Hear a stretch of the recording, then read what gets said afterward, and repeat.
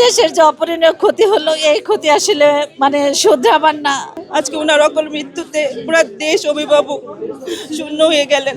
আদর ভালোবাসায় আমরা সব সময় এই বাংলাদেশ জাতীয়তাবাদী দলের রাজনীতি করেছি। আমি দোয়া করি আল্লাহ তাআলা যেন ওনাকে জান্নাতবাসী করে।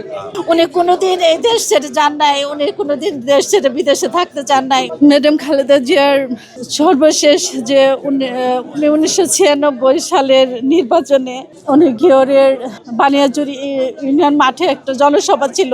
সেই অনুষ্ঠানে যখন আমি মানে আমরা উপস্থাপনা কয়েকজনে পর্যায়ক্রমে করতেছিলাম, তখন আমি ছিলাম, তখন ম্যাডাম ওখানে ঢুকতেছিলেন। তো ম্যাডামের সাথে যখন গেলাম, আমার বক্তৃতা থামে, যখন ম্যাডামের হাত ধরে আমি ওই স্টেজটাকে তুলি, আমার সেই হাতটা এখনো মনে হচ্ছে যে সেই হাতটা আমার হাতের সাথে লেগে আছে। আমি তাকে হাত ধরে স্টেজে তুলেছিলাম।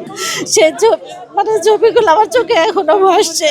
তাকে আমরা কত এত কাছে থেকে, এত বড় মহান নেত্রী ছিলেন, কিন্তু তাকে আমরা যে এত কাছে থেকে এত ইজি ভাবে আমরা তাকে পেতাম, কত ইজি ভাবে উনি আমাদেরকে সাথে নিতেন, সেই চিঠিগুলো এখন আর ভুলতে পারছি না। আল্লাহ ওনাকে বেহেশত নসিব করুন। আজকে আমরা শুধু অভিভাবকই নই নাই, শুধু আজকে জনাব তারেক রহমান অভিভাবক শূন্য হন নাই, সারা দেশ আজ অভিভাবক শূন্য, আমরা অভিভাবক শূন্য।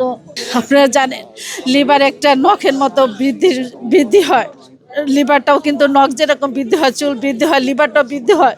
ওনাকে যদি সঠিক সময়ে সঠিক চিকিৎসার মাধ্যমে ওনাকে যদি চিকিৎসাটা দেওয়া যেত, সেই সময় যদি বিদেশে যখন ওনার বয়স ছিল, ওনার শরীরে শক্তি ছিল, তখন যদি নিয়ে যেত এবং তখন যদি তার এই চিকিৎসাটা করানো হতো, আল্লাহ চাইলে হয়তো উনি আরো দীর্ঘদিন বেঁচে থাকতেন। আজকে একটা দেশ সুসময়ের কাছাকাছি আসছে, হয়তো এই সুসময়টা উনি দেখে যেতে পারতেন। উনি হয়তো আরো কিছুদিন আমাদের মাঝে সুস্থভাবে বেঁচে থাকতেন, এই অসুস্থ না হয়ে সুস্থভাবে বেঁচে থাকতেন। কিন্তু এই স্বৈরাচারী শেখ হাসিনা এই ম্যাডামকে সুস্থ হতে দেয় নাই, ম্যাডামকে শুধু অসুস্থ করে নাই, উনি সারা দেশটাকে অসুস্থ করেছে। আমরা চাই আমাদের ম্যাডামের জন্য আপনারা সবাই দোয়া করবেন। দেশের যে অপরিণয় ক্ষতি হলো, এই ক্ষতি আসলে মানে শুধরাবার না।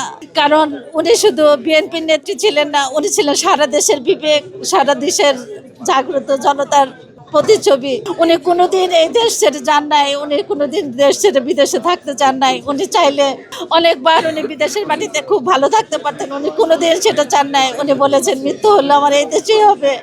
আমাদের ম্যাডাম চলে যাওয়াতে আমাদের দেশ অভিভাবক শূন্য, শুধু রাজনীতি না, পুরো দেশ অভিভাবক শূন্য হয়ে গেলেন। আমাদের শেষ দিন পর্যন্ত আমরা আশায় ছিলাম ম্যাডাম আমাদের মাঝে ফিরে আসবেন, কিন্তু আজকে সকালে যখন শুনতে পারলাম ম্যাডাম আমাদের মাঝে নেই,